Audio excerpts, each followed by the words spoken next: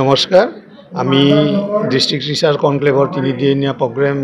যি কাৰ্যসূচী এই কাৰ্যসূচী আমাৰ 14 তাৰিখৰ পৰা চলি আছে আৰু ইয়াত ওদালগুৰি জিলাৰ 3টা ব্লকৰ পৰা প্ৰায় 100 গৰাকী শিক্ষকে অংশগ্ৰহণ কৰিছে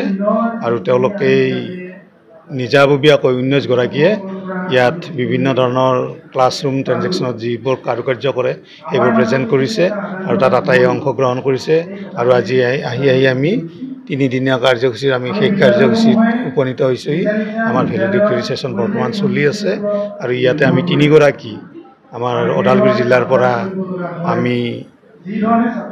আমাৰ ৰাজ্যিক পৰ্যায়লৈ আমি 3 গৰাকী শিক্ষকৰ 3টা আমাৰ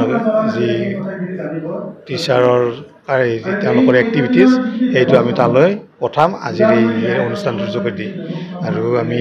এই অনুষ্ঠানটোত শিক্ষকসকলৰ পৰা ভাল ধৰণৰ সঁহাৰি পাইছোঁ। আটাইলৈ আমি কৃতজ্ঞতা আৰু ধন্যবাদ জনাইছোঁ। এইটোৰ উদ্দেশ্য হ'ল বিভিন্ন উদ্দেশ্য মানে তাৰ এটাই উদ্দেশ্য হ'ল মেইন উদ্দেশ্যটো যে টিচাৰসকলেনো কি কৰি আছে ক্লাছৰুমত সেইটো আমাৰ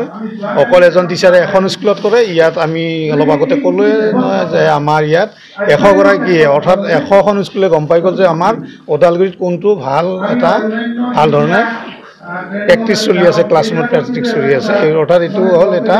কোলাবৰেটিভ টিচিং লাৰ্ণিঙৰ আমি ষ্টেজ মঞ্চ হিচাপে ইয়াক ব্যৱহাৰ কৰিছোঁ। ইয়াৰ পিছত আমাৰ যিবোৰ আমাৰ শিক্ষকৰ ৰিচোৰ্চ পাৰ্চন থাকে আমি ইয়াৰ মাজৰ পৰা আমি এই ধৰণৰ ৰিচোৰ্চ পাৰ্চন আমি সিলেকশ্যন কৰিব পাৰিম। সেই ধৰণৰ আমি এটা আৰু আন এটা অন্যতম উদ্দেশ্য হ'ল যে ডায়েটৰ লগত শিক্ষক সমাজত জড়িতকৰণ এইটো এটা আমাৰ অন্যতম মুখ্য উদ্দেশ্য আছে আৰু সেই উদ্দেশ্য লৈয়ে আমি ইয়াত অনুষ্ঠানটো আমাৰ চৰ্দাৰ ৰাজ্যিক পৰ্যায়ৰ আমাৰ কৰ্মকৰ্তাসকলৰ আদেশক্ৰমে আমি ইয়াত ওদালগুৰি জিলাতো অনুষ্ঠিত কৰিছোঁ।